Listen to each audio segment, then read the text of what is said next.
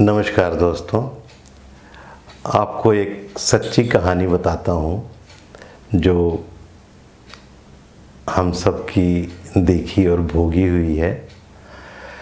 मेरे ग्रैंडफादर के एक बहुत अच्छे मित्र हुआ करते थे जो होम्योपैथी के डॉक्टर थे, डॉक्टर वाइजुल हक। वो मेरे पिताजी के चचा तो थे ही और उनके गुरु भी थे जो होम्योपैथी के दवाइयों की बारीकियां उनको समझाते रहते थे। दोनों के क्लिनिक तो अलग अलग हुआ करते थे, लेकिन मुलाकातें अमूमन बहुत ज़्यादा हुआ करती थी।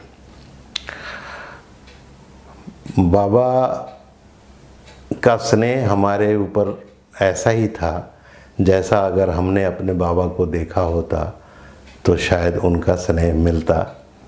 बहुत ही प्यार करते थे। उनके क्लिनिक से कभी कभार मौका मिलते ही उनकी वो मीठी गोलियां भी हम चुराने के लिए जाया करते थे, और वो भी बड़ी ईमानदारी और समझदारी से हमें देखकर धीरे से दाएं बाएं हो जाते थे कि चलो गोलियां चोरी कर लेने दो। तो कभी कभार के ये कार्यक्रम थे। बाबा बड़े अच्छे किस्सेबाज थे। वो लोगों का आधा इलाज तो किस्सा सुनाकर ही कर दिया करते थे। उनकी कमजोरी एक ही थी कि उनके सामने किसी ने अगर करेला कह दिया तो समझ लो उसकी 7 पुश्तें तर गई। किसी ने करेले का जिक्र कर दिया तो समझ लो उसके खानदान भर की इज्जत उतर गई।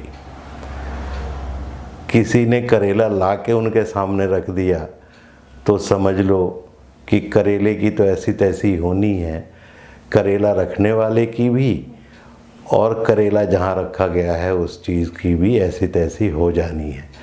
कई बार ये सब चीज़ें जानते हुए लोग करते थे चिढ़ाने के लिए, और कई बार अनजाने में भी हो जाता था। किसी को पता ही नहीं है, बेचारा करेला खरीद कर थैले में लेकर आ रहा है और उनकी नज़र पड़ गई, बीपी हाई और पारा इतना चढ़ना। फिर वो सामने शेख है कि सैयद है, ब्राह्मण है कि पठान है, इसका कोई मकसद मतलब नहीं। वो जो भी होना था वो बहुत भयंकर ही होता था। खैर वो धीरे धीरे अपने ऊपर थोड़ा बहुत नियंत्रण करने लगे। कुछ उम्र का पड़ाव और कुछ वो उम्र के साथ साथ ये लोग भी बचाव करने लगे कि भाई ज़्यादा छेड़छाड़ भी ठीक नहीं है, और वो धीरे धीरे सुधरने लगे। कई बार तो यहाँ तक भी देखने में आया कि किसी आदमी को करेले की सब्जी खानी है ये बताने के लिए वो खुद नहीं बताते थे, और अपने क्लिनिक से दूर 3 किलोमीटर हमारा घर है, वहाँ पे वो भेज देते थे कि चले जाओ, वो उससे पूछ लेना कि क्या सब्जी खानी है और कैसे खानी है। वो 3 किलोमीटर दूसरी तरफ से आया हुआ आदमी 3 किलोमीटर और इधर आता था पूछने के लिए, फिर 6 किलोमीटर अपने घर को वापस जाए। वहाँ तक तो मंजूर है, लेकिन वो अपने मुंह से करेले की सब्जी खाना ये बताना उनको मंजूर नहीं था। कितनी करेले से चिढ़ थी आप ये देखिए। अब एक दिन वो हमारे घर आए तो पिताजी ने कहा कि चाचा आने वाले हैं और तुम ऐसा करना, दरवाजे पर ही रहना, कहीं इधर उधर मत जाना, और मैं ज़रा वॉशरूम से होकर आ रहा हूँ। और संजोग की बात, वो पिताजी वॉशरूम गए और वो दरवाजे पे आके खड़े हो गए। तो दरवाजे पे तुरंत मैंने कुर्सी निकाल कर साफ सूफ किया। मैंने कहा बाबा आइए बैठिए। तो कहने लगे कुर्सी पे नहीं बैठूंगा, जो बिस्तर लगा हुआ था तो बिस्तर पे जाके अपना बैठे आराम से। फिर सामने एक फुलवाड़ी है, छोटा सा बाग, जिसमें पिताजी सब्जियां इत्यादि लगाते थे, कुछ नींबू, कुछ अमरूद, कुछ इस तरह के छोटे छोटे पौधे वाले पेड़ भी लगे हुए थे। तो कहने लगे कि चलो जब तक वो आता है तब तक मैं बाग में घूमता हूँ, टहलता हूँ। अब मुझे पता था कि करेला देखते ही इनको बुखार चढ़ेगा, और करेला मैं दिखाना नहीं चाहता था। और संयोग से घुसते ही बाएं हाथ पर 3-4 मचान बने हुए थे, बड़े अच्छे करेले उन पे लदे हुए थे। और करेले इतने बड़े बड़े थे कि बस थोड़े से और बड़े हो जाएं तो उनको लौकी भी कहा जा सकता था। मैं जानबूझ के उनको उस तरफ से ले गया कि इधर से घुमा के और दूसरी तरफ से सारा घुमा के, और फिर वहीं करेले शुरू होने के पहले ही घुमा के वापस ले आऊँगा। मगर होनी को तो कुछ और ही मंजूर था। अब होनी को जो मंजूर था वही हो के रहा। वो हम दाहिने तरफ से गए, पूरा घूम के आए, फिर मैंने वहीं से घुमाया कि आइए आपको ये दिखाता हूँ, बड़ी अच्छी यहाँ पे पिताजी ने ज़मीनी कटहल लगाई है, ये है वो है। कहने लगे नहीं नहीं, वो मैंने देख लिया, आते हुए देख लिया था, चलो चलो चलो इधर ये देखते हैं। और फिर अचानक उनकी करेले पे तुरंत नज़र पड़ी, और नज़र पड़ते ही फिर तो उनका चेहरा, एक तो बहुत गोरे तो वो थे ही, और ऊपर से गुस्से के मारे चेहरा लाल, और ऐसा लगने लगा जैसे कि चारों तरफ से आग निकल रही हो। थर थर काँपने लगे। बस शुक्र ये था कि मुझे मार तो नहीं रहे थे, लेकिन मुझ पर अपनी आँखों से सारी ही ज्वाला बरसा रहे थे।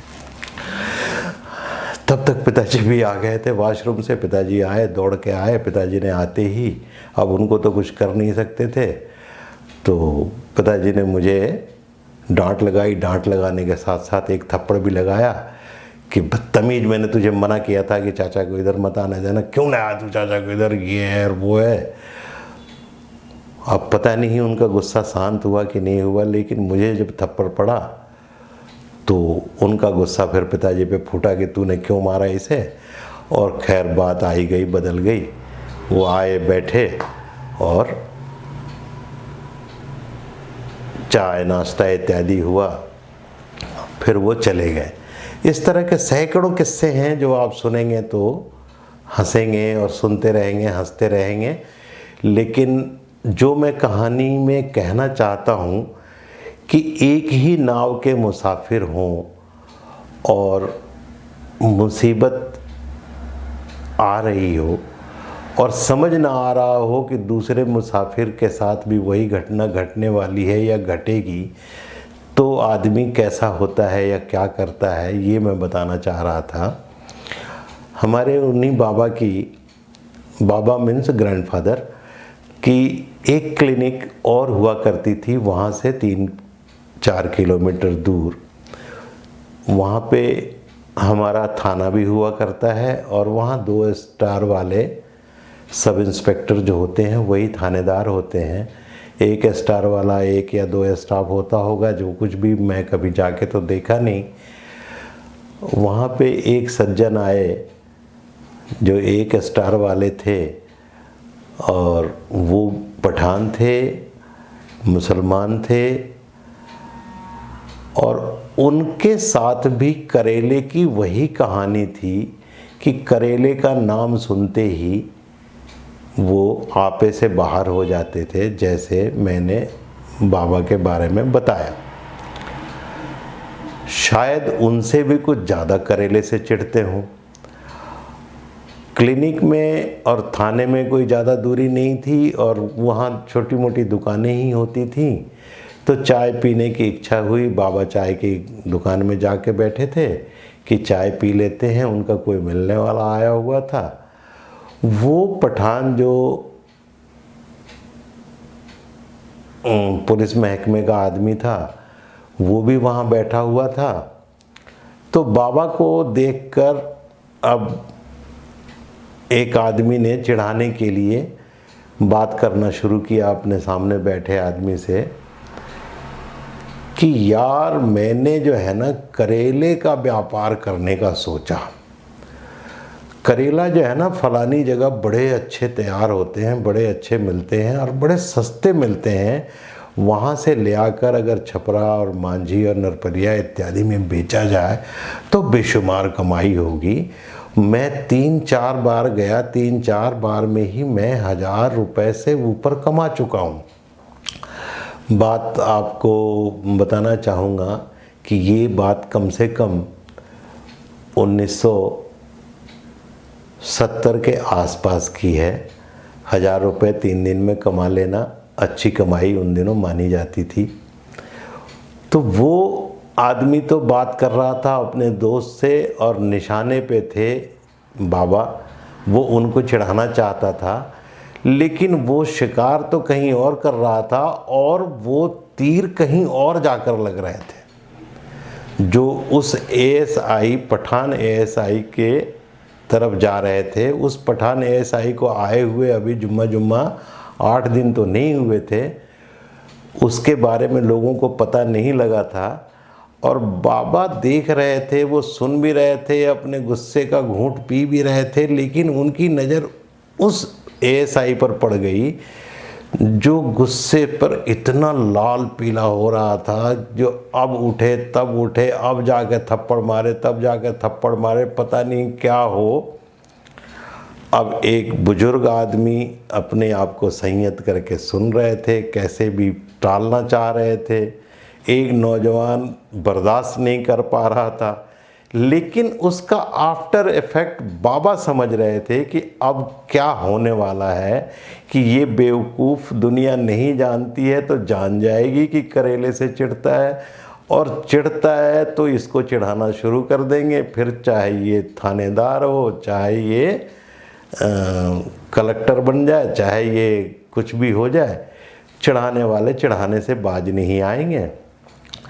तो वो धीरे से उठे, बजाय उन चिढ़ाने वालों को कुछ बोलने के, उसके पास जाके बैठे और कहने लगे, ए अहमक, नालायक, बदतमीज़, होश में रहे, वो तुझे नहीं कह रहे हैं, मुझे कह रहे हैं।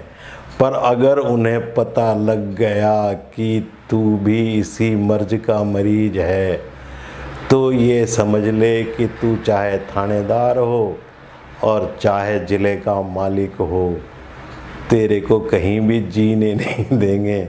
इसलिए अपने आप पर काबू कर, काबू कर, काबू कर। ये थी एक ही नाव के मुसाफिर की व्यथा कथा करेला।